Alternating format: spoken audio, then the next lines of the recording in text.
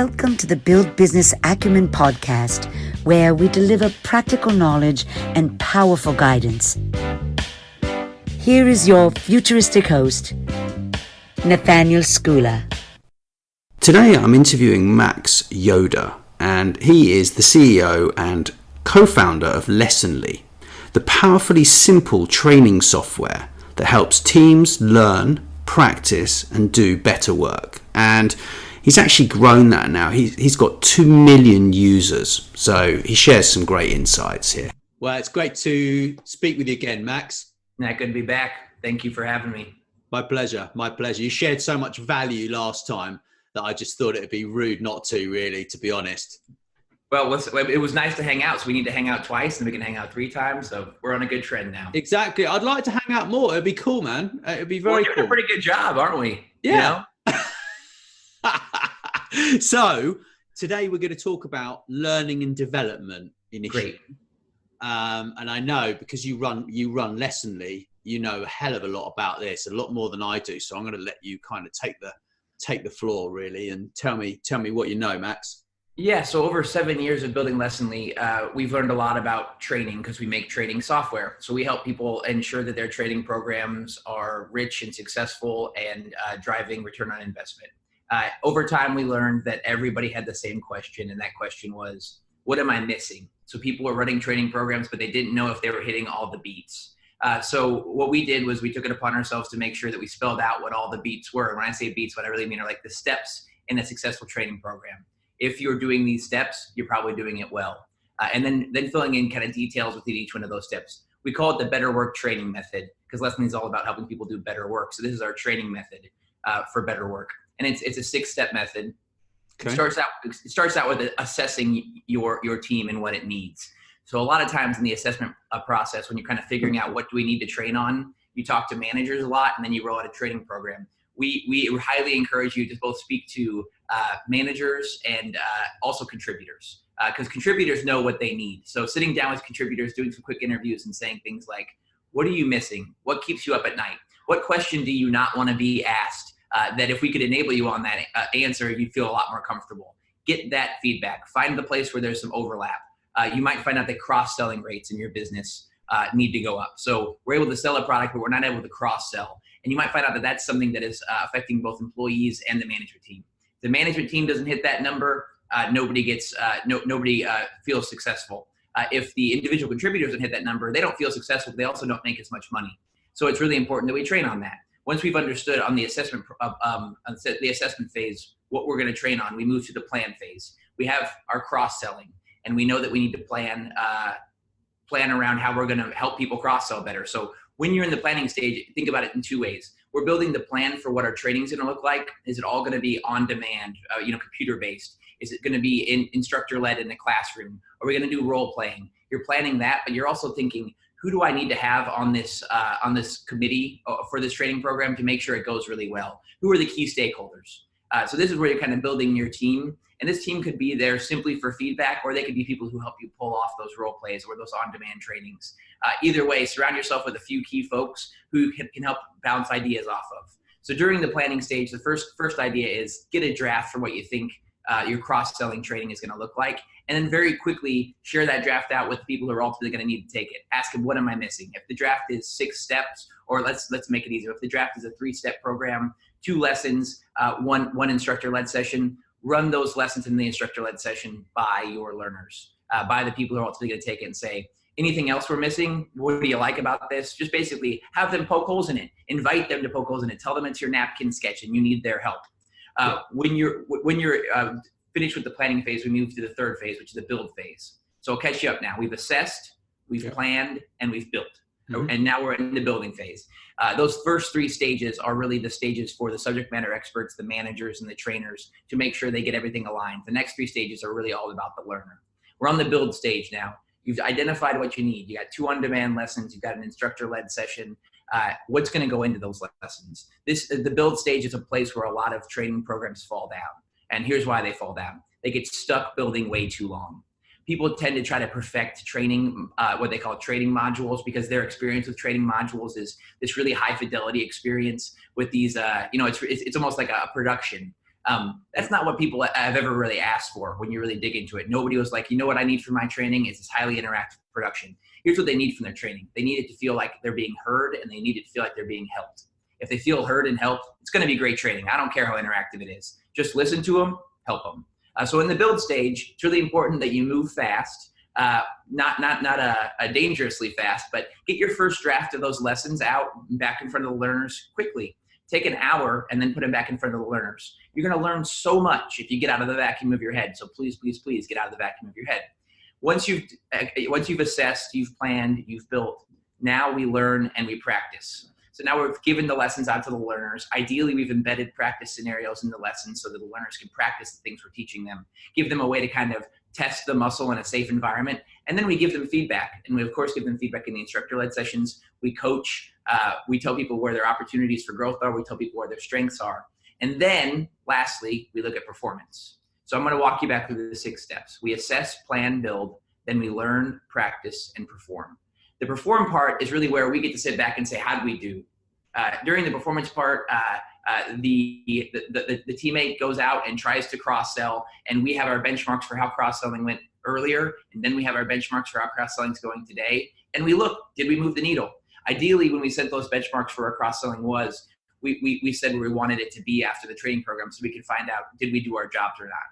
If we did do our jobs, great, we can move on to the next training initiative. If we didn't, let's reassess. Maybe we reassess and jump back over and maybe change the learning. Maybe we jump back and change the practice. Maybe we go through the whole cycle again and say, hey, how do we make sure we nail this a second time? That help?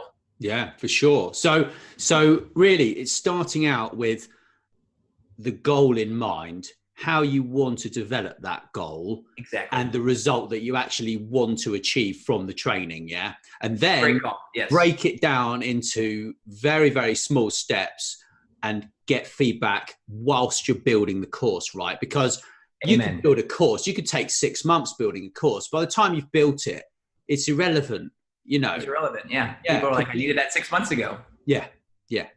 I mean, I've built a course before and it took ages to build it. And it's like, by the time you built it, everyone else is doing the same course. So you may as well just not bother. You may as well just build it as you go, right? Yeah, we call it speed optimized. I'm sorry to cut you off. There's high fidelity training and there's speed optimized training. You want speed optimized training because, like I said, if people feel heard and helped, they're gonna love it. And we're really comfortable with a lack of high fidelity in our training content. Just look at YouTube. If you want something solved in your house, you're totally comfortable learning it from a person with an iPhone. Yeah. Just so long as you're getting helped. It doesn't matter the production quality. It just matters that it helps you. We're very comfortable with speed optimized content that might be text-based, might be an iPhone video, might be a screenshot. We do it all the time. We don't walk into work and then all of a sudden get really snobby about it. We still don't mind. Yeah. If as long as it's helpful. Well, otherwise it doesn't get done. Everyone, get done. There are a lot of perfectionists down at the job queue, you know. You bet. Yeah, we need to get it done. You are so right. I've never heard that phrase, and I don't know if you just made it up, but yes. No, it's true. Get it done, man. A lot of perfectionists in the job queue, man.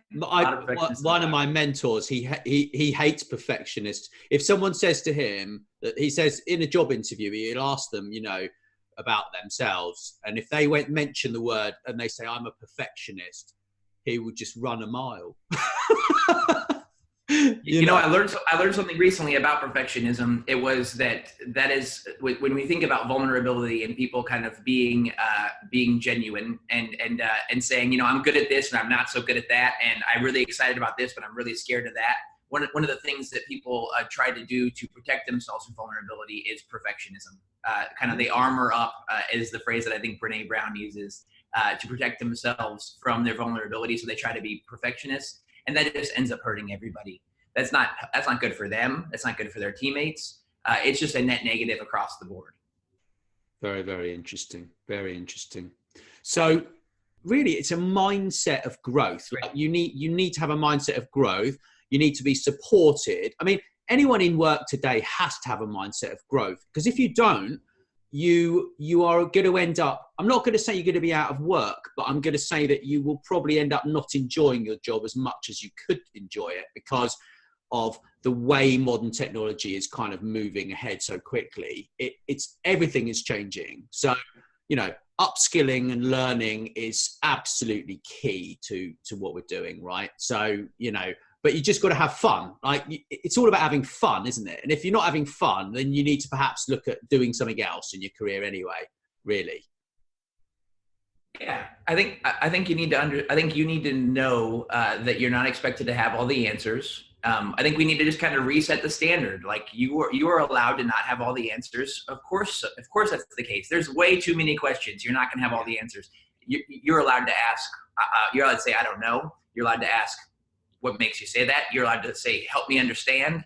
It doesn't matter what position you're in a company. You don't have to have all the answers. Your job is to learn the answers. And when you're learning the answers, you can ask a lot of questions. And guess what? You'll be a better teammate for it. Yeah, I agree completely. So I think that's learning and development wrapped up really nicely. I think a lot of people learn a lot from that. And awesome. I can't sort of think of anything that we've missed on that one, to be honest. I think great.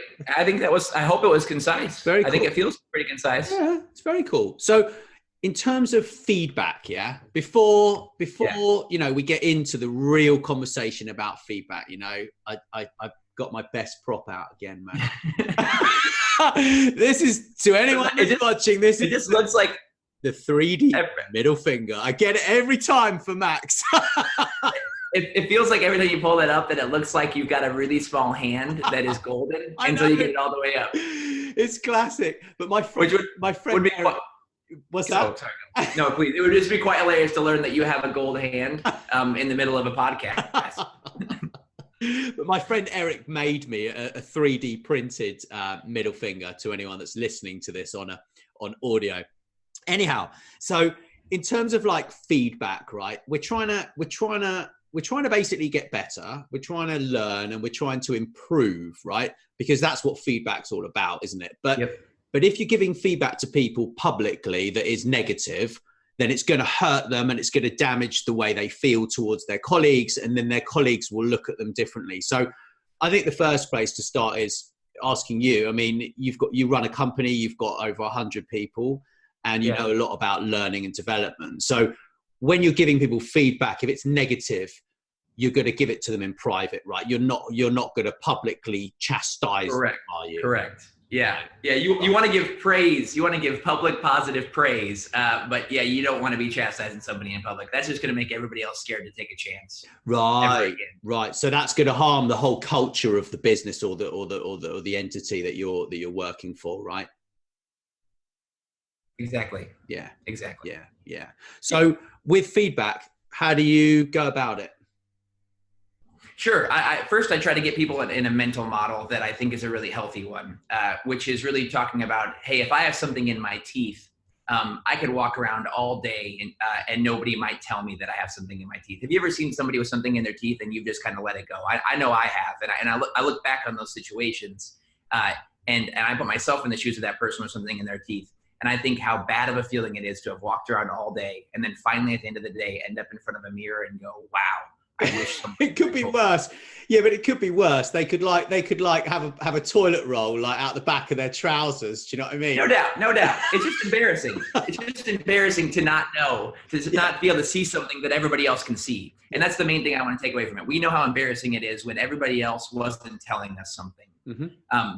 The nice thing about having something in our physical teeth is we have mirrors for that sort of thing. We can just end up in front of a mirror and eventually we'll get there. We'll come to the realization.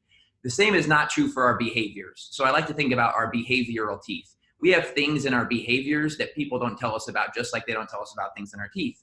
And just like we'd want them to tell us about things in our teeth because we don't like walking around not realizing that we're maybe making a mistake. Maybe we're making somebody or hurting somebody without realizing it. Maybe we're cutting somebody off and not listening to their full idea. And we're just kind of summarily judging them and throwing it out. Any one of those behaviors, any behavior that kind of decreases communication and creates pain, it could be stuck in our teeth. So I encourage people, just like I really appreciate people who speak up when I have something in my actual teeth, and I like it when they do it in a kind way, like they pull me aside and say, hey, Max, you got something in your teeth.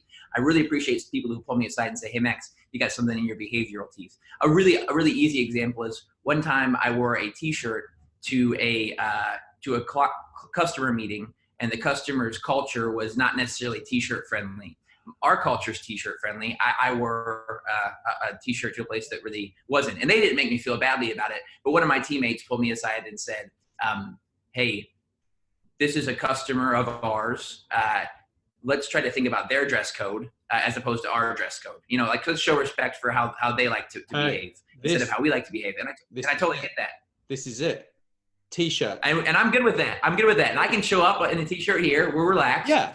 But their point was. But sometimes I will wear a shirt. Right? It doesn't matter if I'm wearing my pajama bottoms, but I will wear a shirt. And you're allowed. My teammate just asked me politely to maybe dress up on certain client engagements. Yeah. And at first I was like, oh man, how did I not notice that? But it was something in my teeth. It was just in my teeth. I needed to be reminded that that wasn't the right call. And then there's much more serious things, like where maybe I'm in a meeting and like I said, I might not listen as closely to somebody's comment. And maybe I say, yeah, great, let's come back to that. And maybe I don't come back to it. Somebody can tell me, hey, Max, you need to come back to comments when you tell people you're going to come back to them. Yeah. It could be little things. That could also be big things. I could have really upset somebody and they want to have a difficult conversation with me. What I really appreciate is when they tell me when something's in my teeth. And I like it when they take it from the angle of, this is me proving I really like you, Max. Because you know what the easiest thing to do if you don't like somebody is just kind of walk away and say, that's their problem. When somebody comes to me and makes it clear to me that they want us to do better work together and want our company to do its best work, it means a lot to me that they sit down and give me their perspective. In our first conversation together, we talked about nonviolent communication as a really solid approach and a really solid way to share your perspective in a way that won't offend people and will leave them open and receptive to your message. So I'd recommend everybody revisits nonviolent communication. I have a little excerpt of it also in my book. It's called Do Better Work, that talks about having difficult conversations and all this. Either way. Yeah, it's launched. I'm sorry to interrupt you, but you launched that. I'm really excited to read that. Really excited. Hey, thank you. Yeah. And you send me your address. I'll send you a copy. Yeah, I'd love to. Yeah. We did that last time. But you won't. Okay, well, I apologize. It's okay. I apologize. I need to get you a copy. I'll check with the marketing team to see if it's already out there, but if it's not, I'll make sure. It's all right, man. We'll get there. So you need to sign it for me, though, Matt. I need it signed. Okay. Okay. Very important. I think if anyone's listening to this, if you ever get a book from an author, and I always get books from authors, I'm very lucky. And even if I buy them, I actually get them to sign them. I will go and meet with them on purpose just to get them to sign the book. I think it's very important. I will make sure I sign it. Yeah, I'll make sure I sign it. Thank you. There's a whole chapter on difficult conversations. Cool. And giving feedback, it's just so important. We owe it to one another. But it's really difficult, isn't it? Because you've kind of got the ego there, right? Which everyone has an ego, and it's not a bad thing unless you're unaware of it and you let it take control of your entire life, right? But the thing is that it can hurt. Yeah, like feedback can really hurt. Yeah. If it's done in the right way. I mean, I've got quite a few mentors, and sometimes they'll just kick me, and it's awful. Like, it really hurts at the time. But the thing, then you turn around and you look at how you've changed because of their engagement with you and because what they've said to you. And you might, take longer to write an email in future. You might change the way that you write an email. You might take 5 times longer and move things around and then, condense what you've written. And, it could be all sorts of things that you're obtaining feedback for, right? But it's understanding the fact that it's going to make your life better, And I think that's a really difficult one because we're all human, right? And our egos and our pride sit in front of us quite a lot of the time. And it's very difficult for me, in particular. No, you're not alone. Everybody's got an ego. And I think if you're a manager, it's incumbent on you to set that ego aside as best you can. Because the more defiant you get towards somebody's feedback, just don't expect a lot of feedback if you're going to be defiant toward other people's feedback. And if you're not getting a lot of feedback, I'd be nervous if I'm a manager. If the flow of information isn't coming my way, I'd be nervous. So if you're managing people, I think, hey, you have a responsibility to find ways to put your ego aside and just listen. You can vent to your husband, your wife, your partner later, but you just have to listen in those moments. Because if you make that person feel like they shouldn't do this ever again, well, they probably won't do it ever again. But you're totally right.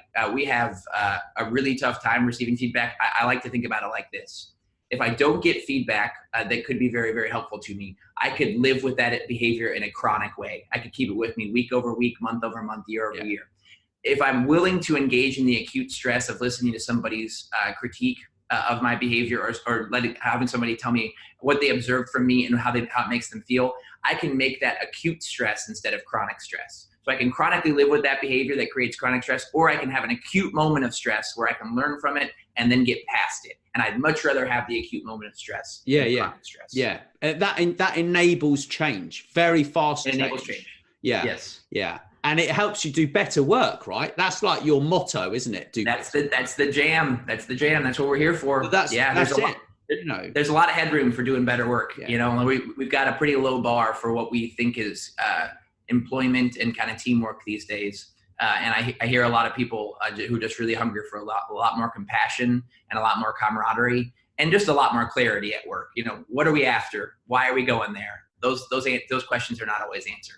Yeah, very much so. I mean, I was interviewing some guys from Microsoft the other day, and it was really interesting. And they were just talking about just finding out what makes people tick, because it might be something completely different. Like for me, it might be like money, or it might be holidays or travel, or time to work on something at home, or there are certain drivers that sit behind us, and I think that's really important as an element to all of this learning, development, feedback, growth.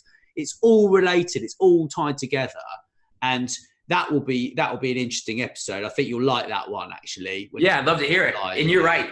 Knowing how people are driven, it makes a big difference. If I understand how you're driven, then I can make things relate to you. But if I don't understand how you're driven, well, I'm probably going to be speaking I'm going to probably try to be teaching you things the way I want to be taught, as opposed to the way you want to be taught. Exactly. And I think just making it fun, right? Trying to just give the feedback, but actually just make sure that when you're giving the feedback that you're not too harsh. Like be a bit sensitive. I mean, no doubt, because some people are really empathetic, like they feel a lot from others. Yeah. Other people are a lot more hard nosed and they don't really feel things as much. So it's kind of like understanding, I think, also the person that you are talking to, but also being aware that perhaps they might not actually feel anything for what you're saying. So then you got to just change your communication method, haven't you? And sort of just explain to them in a way that motivates them to change, I suppose. It's super helpful to know what the person's communication style is, what their processing style is. You can learn things like from Predictive Index, which is an assessment. I use Advisa for Predictive Index, and they're a company that helps me kind of understand how people are wired.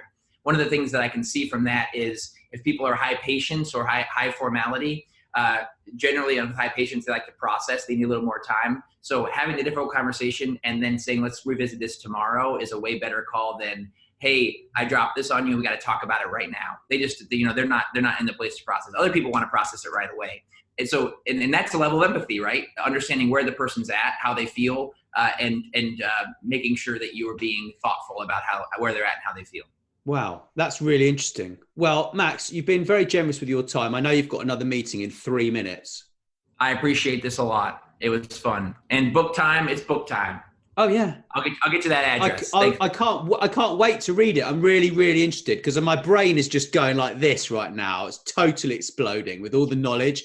Like, if you're on Facebook, join the Elite Tech News group, and you'll. I'm not.